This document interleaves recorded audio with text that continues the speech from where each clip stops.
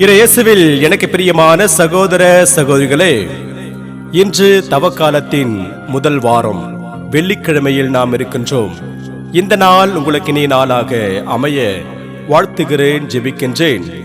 இன்றைய இறைவார்த்தை சிந்தனைகளுக்கு நாம் கவனமுடன் செவி கொடுப்போம். இறைவாக்கினர் எசேக்கியேல் நூலிலிருந்து வாசகம். அதிகாரம் 18, இறைவார்த்தைகள் 21 28 முடிய. ஆண்டவர் கூறுவது: தீயோரே, தாம் செய்த பாவங்கள் அனைத்தையும் விட்டு மனமாறி என் நியமங்கள் அனைத்தையும் கைக்கொண்டு நீதியையும் நேர்மையையும் கடைபிடித்தால் அவர்கள் வாழ்வது உறுதி. அவர்கள் சாகார். அவர்கள் இழைத்த தவறுகள் அனைத்தும் அவர்களுக்கு எதிராக நினைக்கப்பட மாட்டா. அவர்கள் கடைபிடித்த நேர்மையின் பொருட்டு அவர்கள் வாழ்வர். உண்மையில் பொல்லாரின் சாவையா நான் விரும்புகிறேன்? அவர்கள் தம் வழிகளினின்று திரும்பி வாழ வேண்டும் என்பதன்றோ என் விருப்பம், என்கின்றார் தலைவராகிய ஆண்டவர். நேரியவர் தம் நேரிய நடத்தை நின்று விலகி தவறிழைத்து பொல்லாரை போல் வெறுக்கத்தக்கவற்றை எல்லாம் செய்தால் அவர்கள் வாழ்வாரோ? அவர்கள் கடைபிடித்த நேர்மையானது எதுவும் நினைக்கப்பட மாட்டாது. அவர்கள் இழைத்த துரோகத்தின் பொருட்டும் செய்த பாவத்தின் பொருட்டும் அவர்கள் சாவர். ஆயினும் தலைவரின் வழி செம்மையானதாக இல்லை என்று நீங்கள் சொல்கிறீர்கள். இஸ்ரேல் வீட்டாரே, கேளுங்கள். என் வழியா நேர்மையற்றது? உங்கள் வழிகள் அன்றோ நேர்மையற்றவை? நேரியவர் தம் நேரிய நடத்தை நின்று விலகி தவறிழைத்தால் அவர்கள் தாம் இழைத்த தவற்றின் பொருட்டு சாவர். பொல்லார் தாம் செய்த பொல்லாப்பினின்று விலகி நீதியையும் நேர்மையையும் கடைபிடித்தால் தம் உயிரை அவர்கள் காத்துக்கொள்வர். அவர்கள் உண்மையை கண்டுணர்ந்து தாம் செய்த குற்றங்கள் அனைத்தினின்றும் விலக்கிவிட்டால் அவர்கள் வாழ்வது உறுதி. அவர்கள் சாக மாட்டார். ஆண்டவரின் அருள்வாக்கு. இறைவனுக்கு நன்றி. பதிலுரை பாடல் பல்லவி. நீர் எம் குற்றங்களை மனதில் கொண்டிருந்தால் யார்தான் நிலைத்து நிற்க முடியும்? நீர் எம் குற்றங்களை மனதில் கொண்டிருந்தால் யார்தான் நிலைத்து நிற்க முடியும்? ஆண்டவரே, ஆழ்ந்த துயரத்தில் இருக்கும் நான் உம்மை நோக்கி மன்றாடுகிறேன். ஆண்டவரே, என் மன்றாட்டுக்கு செவிசாய்த்தருளும். என் விண்ணப்ப குரலை உம்முடைய செவிகள் கவனத்துடன் கேட்கட்டும். பல்லவி. நீர் எம் குற்றங்களை மனதில் கொண்டிருந்தால் யார்தான் நிலைத்து நிற்க முடியும்? ஆண்டவரே, நீர் எம் குற்றங்களை மனதில் கொண்டிருந்தால் யார்தான் நிலைத்து நிற்க முடியும்? நீரோ மன்னிப்பு அளிப்பவர், மனிதரும் உமக்கு அஞ்சி நடப்பர். பல்லவி. நீர் எம் குற்றங்களை மனதில் கொண்டிருந்தால் யார்தான் நிலைத்து நிற்க முடியும்? ஆண்டவருக்காக ஆவலுடன் நான் காத்திருக்கின்றேன். என் நெஞ்சம் காத்திருக்கின்றது. அவரது சொற்களுக்காக ஆவலுடன் காத்திருக்கின்றேன். விடியலுக்காய் காத்திருக்கும் காவலரை விட என் நெஞ்சம் என் தலைவருக்காய் ஆவலுடன் காத்திருக்கின்றது. பல்லவி. நீர் எம் குற்றங்களை மனதில் கொண்டிருந்தால் யார்தான் நிலைத்து நிற்க முடியும்? இஸ்ராயலரே, ஆண்டவரையே நம்பியிரு. பேரன்பு ஆண்டவரிடமே உள்ளது. மிகுதியான மீட்பு அவரிடமே உண்டு. எல்லா தீவிலும் நின்று இஸ்ராயலரை மீட்பவர் அவரே. பல்லவி. நீர் எம் குற்றங்களை மனதில் கொண்டிருந்தால் யார்தான் நிலைத்து நிற்க முடியும்? ஆயன் தன் மந்தையை காப்பது போல ஆண்டவர் நம்மை காக்கின்றார்.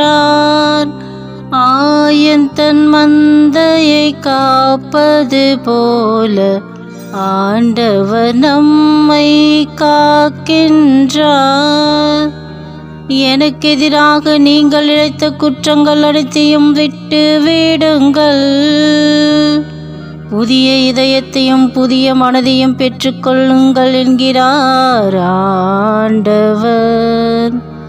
ஆயன் தன் மந்தையை காப்பது போல ஆண்டவர் நம்மை காக்கின்றார்.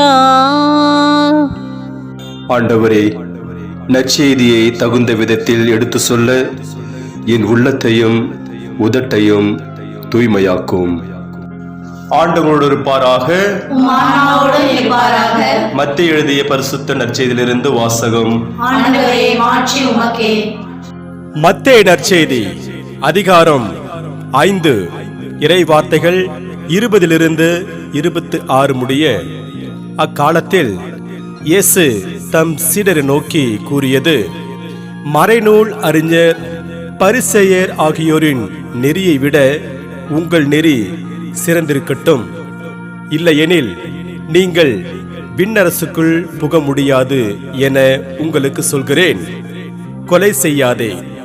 கொலை செய்கிறவர் எவரும் தண்டனை தீர்ப்புக்கு ஆளாவர் என்று முற்காலத்தவருக்கு கூறப்பட்டிருப்பதை கேள்விப்பட்டிருக்கிறீர்கள். ஆனால் நான் உங்களுக்கு சொல்கிறேன், தம் சகோதர சகோதரிகளிடம் சினங்கொள்கிறவர் தண்டனை தீர்ப்புக்கு ஆளாவார். தம் சகோதரரையோ சகோதரியையோ முட்டாளே என்பவர் தலைமை சங்க தீர்ப்புக்கு ஆளாவார். அறிவிலியே என்பவர் எரி நரகத்துக்கு ஆளாவார். ஆகையால் நீங்கள் உங்கள் காணிக்கையை பலிபீடத்தில் செலுத்த வரும்பொழுது உங்கள் சகோதரர் சகோதரிகள் எவருக்கும் உங்கள் மேல் ஏதோ மனத்தாங்கள் உண்டென அங்கே நினைவுற்றால் அங்கேயே பலிபீடத்தின் முன் உங்கள் காணிக்கையை வைத்துவிட்டு போய் முதலில் அவரிடம் நல்லுறவு ஏற்படுத்திக் கொள்ளுங்கள். பின்பு வந்து உங்கள் காணிக்கையை செலுத்துங்கள். உங்கள் எதிரி உங்களை நீதிமன்றத்துக்கு கூட்டி செல்லும் போது வழியிலேயே அவருடன் விரைவாக உடன்பாடு செய்து கொள்ளுங்கள். இல்லையே உங்கள் எதிரி நடுவரிடம் உங்களை ஒப்படைப்பார். நடுவர் காவலரிடம் ஒப்படைக்க நீங்கள் சிறையில் அடைக்கப்படுவீர்கள். கடைசி காசு வரை திருப்பி செலுத்தாமல் அங்கிருந்து வெளியேற மாட்டீர்கள் என உறுதியாக உங்களுக்கு சொல்கிறேன். ஆண்டவரின் அருள்வாக்கு. கிறிஸ்துவே உமக்கு புகழ். நற்செய்தி வாக்கினால் என்னுடைய பாவங்கள் அகல்வதாக. ஆமென்.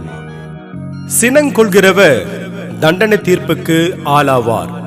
இறையேசுவில் எனக்கு பிரியமான சகோதர சகோதரிகளே, 18ஆம் நூற்றாண்டில் இங்கிலாந்தை ஆட்சி செய்தவர் 3ஆம் ஜார்ஜ்.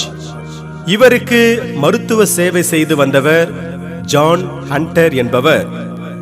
அறுவை சிகிச்சை செய்வதில் முன்னோடியாக இருந்த இவருக்கு அடிக்கடி கடுமையான நெஞ்சுவலி வருவது உண்டு. அதற்கு முக்கிய காரணம் இவருக்கு வரும் கட்டுக்கடங்காத சினம்தான், கோபம்தான். இவர் தனக்கு நெருக்கமானவரிடம் அவ்வப்போது சொல்வதுண்டு: என்னுடைய உயிர் எனக்கு சினமூட்டுகிறவரின் கையில்தான் உள்ளது என்று. ஒரு நாள் ஒரு பெரிய அரங்கில் கலந்துரையாடல் நடைபெற்றது. அதில் இவரும் கலந்து கொண்டார். கலந்துரையாடல் நன்றாக போய்க் கொண்டிருந்த போது இவருக்கும் இன்னொருவருக்கும் காரசாரமான விவாதம் ஏற்பட்டது. ஒரு கட்டத்தில் இவர் அந்த மனிதரை அடிக்கும் அளவுக்கு போய்விட்டார். கூட்டத்தில் இருந்தவர்கள்தான் இருவரையும் விலக்கிவிட்டனர். கலந்துரையாடல் ஒரு வழியாக முடிந்து எல்லாரும் அங்கிருந்து கலைந்து சென்றனர். இவரும் அங்கிருந்து எழுந்து சிறிது தூரம்தான் சென்றிருப்பார். அதற்குள் இவருக்கு கடுமையான நெஞ்சுவலி வந்து அங்கேயே விழுந்து இறந்துவிட்டார். கோபம் எந்த அளவுக்கு கொடுமையானது என்பதற்கு ஜான் ஹண்டரின் வாழ்வே ஒரு சான்று. இன்றைய நற்செய்தியில் இயேசு சினங்கொள்கிறவர் தண்டனை தீர்ப்புக்கு ஆளாவார் என்கிறார். அதை பற்றி நாம் சிந்தித்து பார்ப்போம். இறையேசுவில் பிரியமானவர்களே, இன்றைக்கு பலர் ஒரு பிரச்சனைக்கு மேலோட்டமாக தீர்வு சொல்வது உண்டு. இயேசுவோ பிரச்சனையின் வேருக்கே சென்று தீர்வு சொல்கிறார்.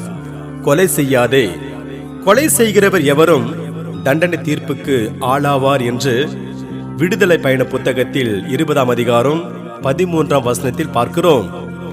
ஒருவர் ஏன் கொலை செய்கிறார் என்று நாம் சிந்தித்தால் அவருக்கு ஏற்படும் கோபம், சினம்தான் காரணமாக இருக்கும். அதனால் இயேசு சினத்தை தவிர்த்தால் கொலை செய்வதற்கு வாய்ப்பே இல்லை என்ற விதத்தில் சினங்கொள்கிறவர் தண்டனை தீர்ப்புக்கு ஆளாவார் என்கிறார்.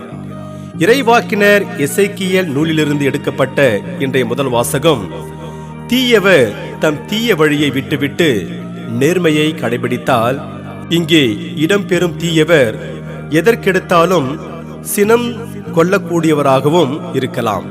எனவே நாம் சினம் கொள்வதை தவிர்த்து நம்மோடு வாழ்பவரோடு நல்லுறவு ஏற்படுத்தி வாழ்வோம். இன்று நமக்கு கொடுக்கப்படுகின்ற இறை சிந்தனையாக, மனிதரின் சினம் கடவுளின் விருப்பம் நிறைவேற தடையாயிருக்கிறது. சினம் கொள்பவருக்கு எதிரி வெளியே இல்லை, அவரே அவருக்கு எதிரி.